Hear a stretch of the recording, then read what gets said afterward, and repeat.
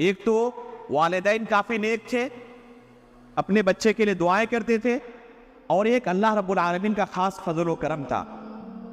اللہ رب العالمین کی ان کے اوپر جو نعمت تھی قوت حافظہ کے تعلق سے، اس تعلق سے علماء نے اتنا زیادہ بیان کیا ہے ان کے سیرت کے متعلق لکھنے والوں نے، کہ آپ اسے صرف سنتے جائیں تو گھنٹوں بیت جائیں گے، کہ جو اللہ رب العالمین نے انہیں قوت حافظہ عطا کیا تھا۔ یہ اللہ کی ایک نشانی تھی جو امام بخاری رحمہ اللہ کو اللہ رب العالمین نے قوت حافظہ عطا کیا تھا۔ کوئی بھی چیز ایک بار سنتے ایک دم پتھر کی لکیر کی طرح وہ نقش ہو جاتا ذہن کے اندر، اسے بھولتے نہیں تھے۔ چنانچہ ابھی صرف 11 سال کی عمر تھی، ایک بہت بڑے محدث امام داخلی رحمہ اللہ کے درس میں بیٹھے ہوئے تھے۔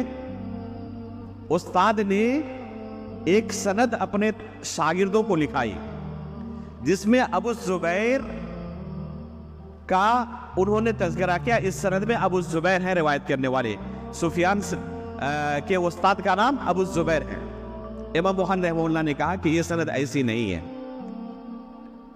تو انہوں نے پہلے ان کو ڈانٹ کے خاموش کرانے کی کوشش کی۔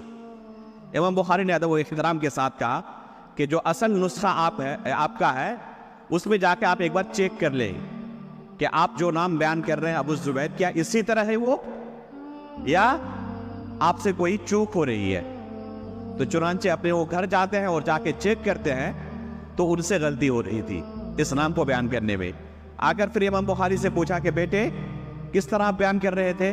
تو انہوں نے کہا کہ یہ ابو الزبیر نہیں، زبیر بن عادی ہونا چاہیے، اس لیے کہ ان کے اساتذہ اور شاگردوں میں یہ نام نہیں آتا ہے، یہ نام آتا ہے، تو یہ ہو نہیں سکتا کہ یہاں پر ابو الزبیر ہے۔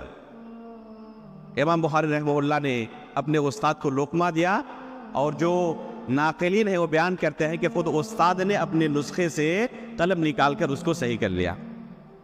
ابھی صرف 11 سال کی عمر تھی، اور اسانید کے تعلق سے ان کا علم اس درجے پر پہنچ چکا تھا۔